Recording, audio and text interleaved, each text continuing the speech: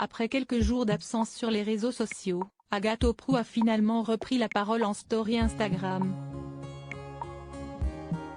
Elle a donné de ses nouvelles et celles de Mew, son chat malade. Pour la première fois depuis le début des ennuis de santé de l'animal, la jolie brune entrevoit une lueur d'espoir. Ces derniers jours ont été compliqués pour Agathe Auproux. Ceux qui la suivent sur les réseaux ont pu constater sa détresse causée par la mauvaise santé de son animal de compagnie, son chat Mew. Le scanner a révélé une masse dans le nasopharynx, impossible à opérer. La vétérinaire m'a dit, je vais vous parler franchement, il y a de grandes chances pour que ce soit tumoral et là, il faudra aller voir un cancérologue pour la suite. Radiothérapie, chimio. Il vous expliquera tout, avait-elle annoncé, confiante à voir le cœur en 1000 morceaux. S'en était ensuite suivie une batterie d'examens pour Mew, ce qui avait contraint Agathe Auproux à annuler ses vacances pour rester auprès de lui. Impuissante et ébranlée par la situation, l'ex-chroniqueuse de C8 expliquait dans la foulée avoir besoin de s'éloigner des réseaux. J'arrête Insta, je n'ai rien à partager à part mon désarroi, ça ne sert à rien, avait-elle écrit en story. Il aura fallu attendre jusqu'à ce mardi 8 août 2023 pour avoir de ses nouvelles.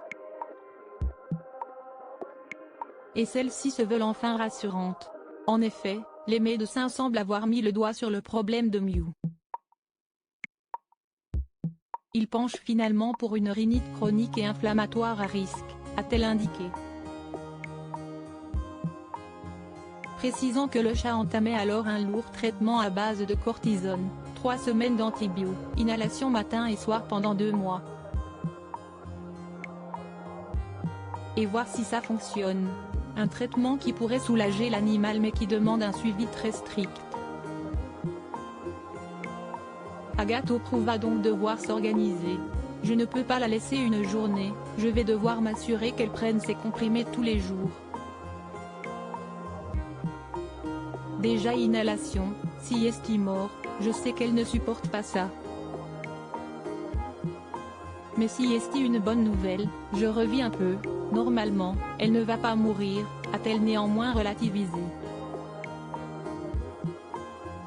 Car jusqu'à présent, la jeune femme vivait complètement cloîtrée à attendre le pire.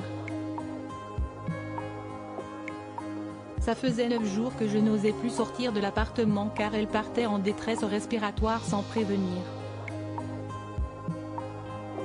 J'avais l'impression que si je m'absentais juste pour une séance de sport, ça pouvait lui être fatal, a confié celle qui est très attachée à son chat, qu'elle a depuis 9 ans. Elle m'a aidé à traverser des périodes compliquées, on a vécu des choses incroyables.